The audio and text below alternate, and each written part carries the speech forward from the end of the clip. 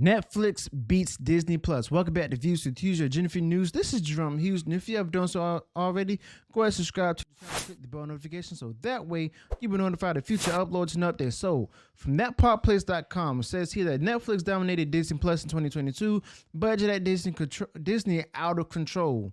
All right, so remember back then that Bob Chapek, the previous CEO of Disney, went on ahead and went big on spending when it comes to Disney Plus because that was his main focus. But beyond the whole ESG issues, it says here, and the Nielsen Peltz Board Challenge, Disney has other issues that are putting it in a very rough spot. Many are the doing of the Iger himself, who they brought back after firing Chapek. Okay, but will he be able to do a major return that helped to fix it?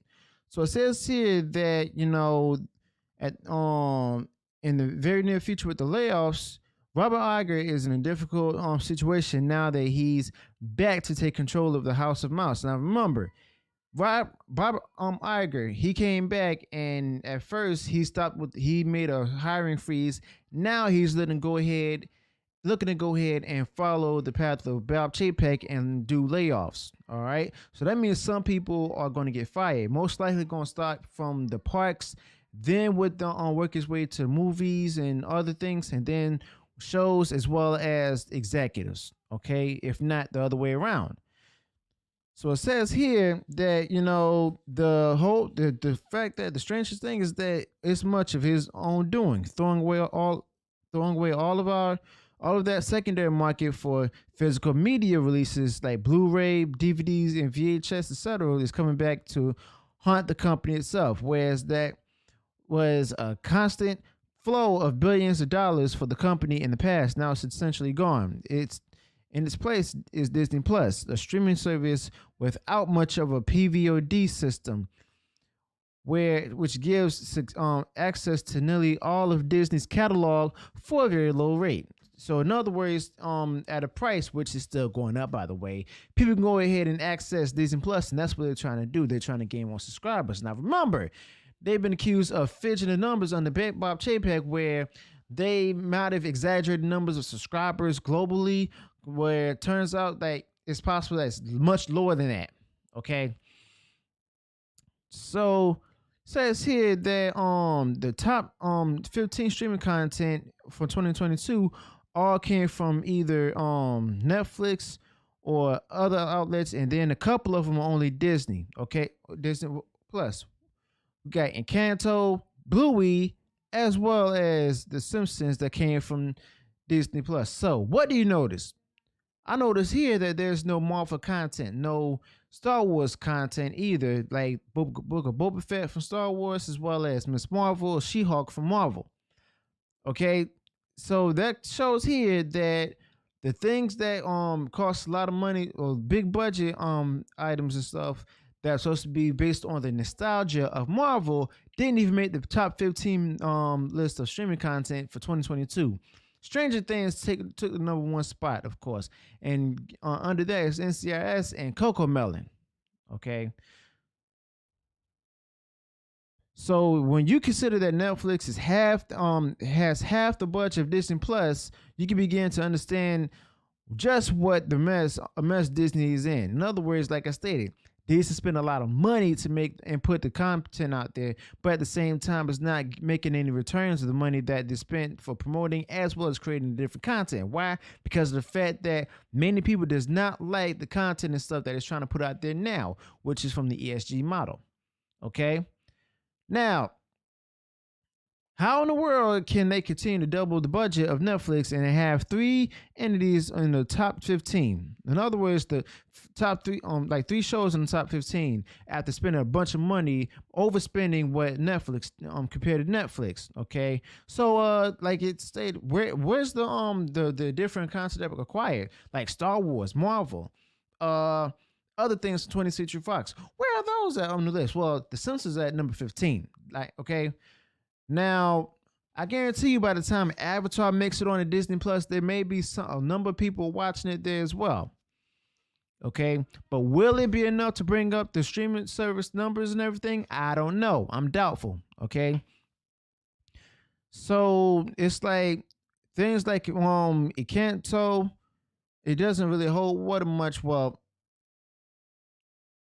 it doesn't hold much water much when it Canto Lightyear as well as Strange World were all box office flops. Okay, if they're not streaming into these, then it's even worse from a financial standpoint.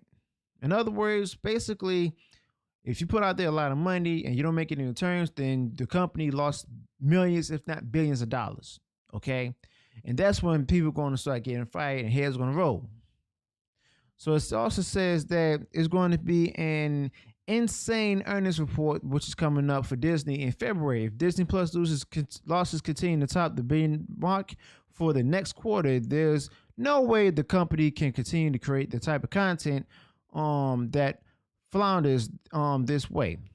Okay, so it says here also Disney Plus should be giving Netflix a run for the money. Instead, it's just Disney's money running away from Mickey's coffers. So here's the thing though. Disney has been around for almost 100 years. Netflix has been since I don't know the mid to late 2000s, if you will, and it's like it should have been automatic that Disney Plus should be doing better than Netflix right now, but it's not. Why? Because of the fact that a majority of the content up there has gone political, and it's like the insulting the fans, so on and so forth. That's going to lead to fans turning away and then leaving that product alone. Okay.